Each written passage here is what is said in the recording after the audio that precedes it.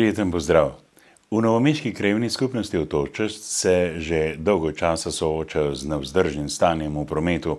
Tako pričakujejo ureditev križišča na Lešnici, ki je doslej terjalo že 2 smrtni žrtvi in več poškodovanih v prometnih nesrečah, ter začetek gradnje krožišča z navezavo na nekdanjo hitro cesto H1.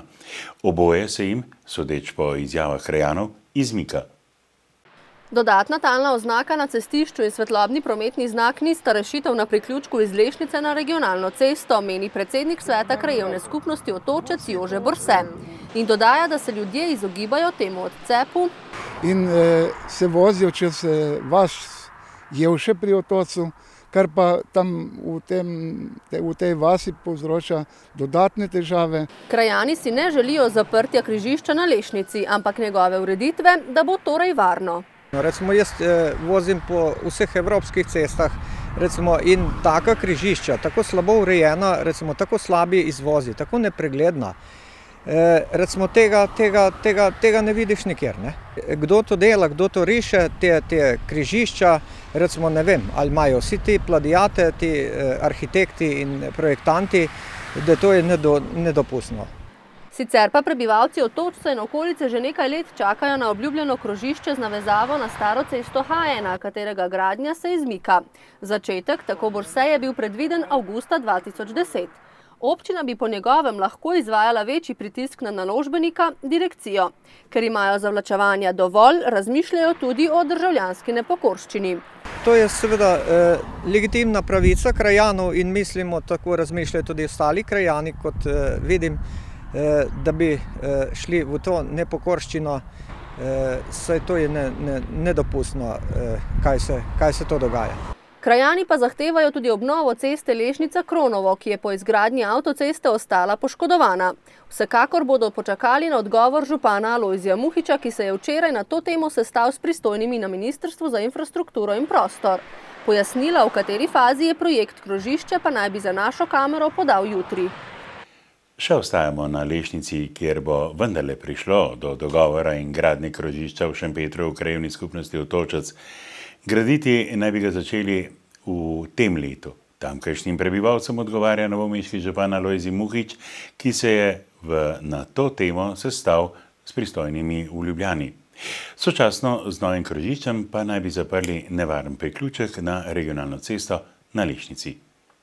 Začetek gradnje krožišča so prestavili zaradi nerešenih zemljiško-knjižnih zadev, ki jih morajo projektanti, ki jih dejansko plačuje in tudi organizira DRSC, se pravi Direkcija Republike Slovenije za ceste, urediti in potem bo na podlagi tega tudi izdano gradbeno dovoljenje. Muhič ima zagotovilo Direkcije za ceste, da je denar za gradnjo krožišča zagotovljen. Pred začetkom del bodo sicer na vrsti še arheološka izkopavanja, a naj bi se gradnja vseeno začela letos, dodaja. Ob ureditvi krožišča pa je predvidena zapora priključka na regionalno cesto na Lešnici, ki naj bi bil odprt zgolj za kolesarje in pešce. Kajti ta priključek je dejansko nevaren in tudi obe smrtni žrtvi, ki so že se tukaj zgodile, pričajo v tem, da je potrebno nekaj storiti. Preureditev priključka, te si želijo krajani, je težko verjetna, pravi Muhič, ki se zavzema za zaprtje. Hkrati pa je tudi podpisana pogodba med Direkcijo za ceste in pa Darsom ter Ministrstvom za promet, da se izvede rekonstrukcija ceste na celotnem področju od Lešnice do Kronovega. Ta dela naj bi se začela v kratkem, saj je že potekel izbor izvajalca, je pojasnil Muhič. V sklopu izgradnje Dolenjske avtoceste mora družba za avtoceste v Republiki Sloveniji med drugim dokončati navezavo na Mirensko dolino v Trebnjem. Dela so po dobrem letu premora končno spet stekla. Končana pa naj bi bila do konca avgusta. Naj spomnimo, dela so se ustavila zaradi težav izvajalcev, to sta bila SCT kot vodilni partner in CPM. Nato se je zatikalo pri novem razpisu. Zdaj je znano, da bo izgradnjo dokončalo novomeško podjetje CGP. V Trebnjem je potrebno dokončati ta viadukt oziroma objekt in pa krožišče, cestišče, pač vse, kar zraven še gre. Dars je z novim izvajalcem podpisal pogodbo vredno 3,2 milijona evrov. Na tej pogodbi Dars nastopa kot financer in pa podjetje Hofer kot sofinancer zaradi priključka do trgovskega centra Hofer. Trenutno gradijo nasip pri viaduktu Trebnje na strani hitre ceste. Na območju devijacij pri Mercatorju pa je trenutno v pridobivanju dovoljenje za preusmeritev prometa, da bo možno sploh pričeti z deli na devijaciji.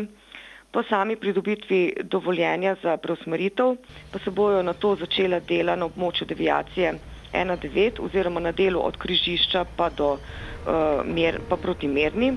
Hkrati bodo dokončevali gradnjo nadvoza čez železniško progo, dodaja. Izgradnje krožišča pri trgovskem središču se bodo sicer razveselili predvsem vozniki. Zaradi del na tamkajšnjem območju so namreč pogosti veliki prometni zastoji, saj promet poteka izmenično enosmerno. Leseni most med Draščo vasjo in Bregom pri Zagradcu, ki simbolno povezuje občini Žužemberk in Ivančno Gorico, je bil zgrajen leta 1936, sedaj pa že več kot leto dni ni več prevozen. A ne bo več dolgo tako. Zgradili bodo namreč novega. Cena obnove mostu, ki se bo začela 16. aprila in bo predvidoma končana konec oktobra ali v začetku novembra, je 190 tisoč evrov. Vsaka občina pa bo iz svojega proračuna prispevala polovico. Ta most je seveda v zelo slabem stanju. Kar nekaj let smo se aktivno prizadevali tako na občini Žužemberk kot na občini Ivančna Gorica, da smo uspeli dogovoriti seveda z vsemi pogojedajalci in soglasodajalci, da seveda sedaj imamo vso dokumentacijo in razpis je izveden, da lahko to zadevo tudi začnemo. Človek bi pričakoval, da se bo migracija bolj usmerila iz leve strani, z levega brega proti Ivančni Gorici. Vendar za nas je ta investicija dolgoročno pomembna v smislu razvoja turizma. Ja, gre za most, dost klasičen, ne tako velik, 24 metrov dolžine, širine vozišča 5,6 metrov z pločniki za pešce, z betonskimi nosilci, betonskim voziščem. Treba pa urediti tudi pot do mostu, ki je danes za vozila malodane nedostopna. Želimo se kar dejansko tle krep gradnje in te zadeve in je cirka 200-250 metrov še, da bi asfaltirali, da bi se skupaj potegnili, da bi to bila zaključna celota. Za vse krajane in dejansko naše občine in Ivančka občina bi to veliko pomena. Tudi za samo gradnjo bo treba pripraviti tudi dostopne poti, tako na strani občine Ivančna Gorica kot na strani občine Žužemberk in s tem smatramo in upamo, da bomo tudi delno sanirali to in pa v nadaljnjih letih pa tudi asfaltirali dostope tako z ene kot iz druge strani. To je sicer prvo sodelovanje med občinama, ki se naj bi v prihodnje še okrepilo, predvsem na turističnem področju. Dolgoletna želja Zveze prijateljev mladine Krško je bila, da bi dobili nove in večje prostore. Zdaj se jim s pomočjo krške občine ta želja tudi uresničuje. Sedež zveze je tako sedaj na cesti Krških žrtev 57. To so redki dogodki v Sloveniji, da katera od zvez pride do novih prostorov, so se strinjali zbrani in jim z veseljem nazdravili. Pogoji za delo so zdaj bistveno boljši. Pridobili smo novo sprejemno pisarno, potem poseben prostor za računovodkinjo, potem prostor za sekretarko, potem pa imamo prostore, kjer poteka dejavnost, to je velika dvorana. Podpredsednica Zveze prijateljev mladine Slovenije Vladka Škof je ob tem izrazila željo, da bi krški občini sledile tudi druge v Sloveniji. Kot rečeno, želim si samo, da bi bili vsi slovenski otroci lahko deležni te skrbi. To pa bo takrat, ko bomo pokrili celo Slovenijo z društvi, ki bodo delali zanje. Moram reči, da imamo izredno srečo v občini Krško, saj je te prostore obnovila sama občina Krško in jih nam predala v najem. V zvezi pa so kupili opremo, za katero so porabili približno 5000 evrov, vendar še ni popolna in jo bodo postopno dopolnjevali. Ja, objekt je bil dotrajen, ga treba celovito prenoviti, se pravi belanje pode je treba obnoviti, to pomeni vložek v višini 15 000 evrov, po drugi strani imamo pa to objekt, oziroma prostori, ki bodo v uporabi in tudi te osnovni stroški bodo na ta način pokriti.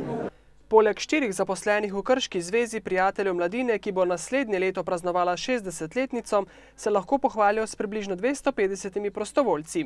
Med njihove glavne projekte sicer uvrščajo letovanje v Nerezinah, organizacijo otroškega parlamenta, Evropa v šoli in številne druge.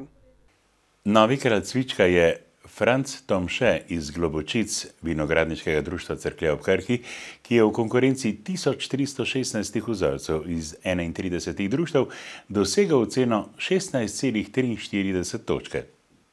Franc Tomše bo sicer za kralja cvička uradno okronan na 40. tednu cvička. Sigurno sem bil malo presenečen, pa sem bil pa vesel, ker z vinom in pa seveda s cvičkom, ker smo Dolenci se ukvarjamo že kar nekaj cajta, že generacija pred nami in pa bom rekel, tudi na nek način je bil potrjen naš trud.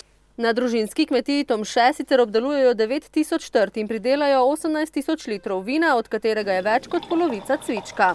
Sicer pa o letošnji letini govori le v presežkih. Ja, letošnja letina, to je prvo smo se pogovarjali o letniku desetletja, mislim, da so polk mal spremenili temu, so rekli stoletja, mislim, da je vreden tega. Letošnji jubilejni teden cvička bo sicer 11. in 12. maja v Novem mestu. Šunka, pirhi, hren, kruh, potica. Vse to so jedi značilne za velikonočni žegen, ki ga bodo blagoslavljali v velikonočnem času. Jedi, značilne za ta čas, pa so že 9. razstavili v Dolenjskih Toplicah.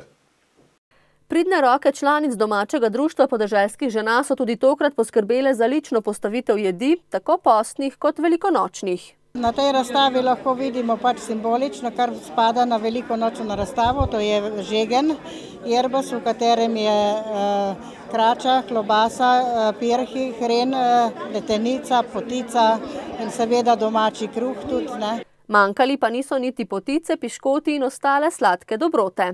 Lahko rečem, da vsako leto je bolj pestra, kar je sploh razveseljivo, ne. Čudovito, mi smo iz Izole, mi tega nimamo in je enkratno. Takšne razstave so dokaz, da je slovensko podeželje še kako bogato s kulinaričnimi dobrotami, pravi direktor Kmetijsko-gozdarske zbornice Slovenije.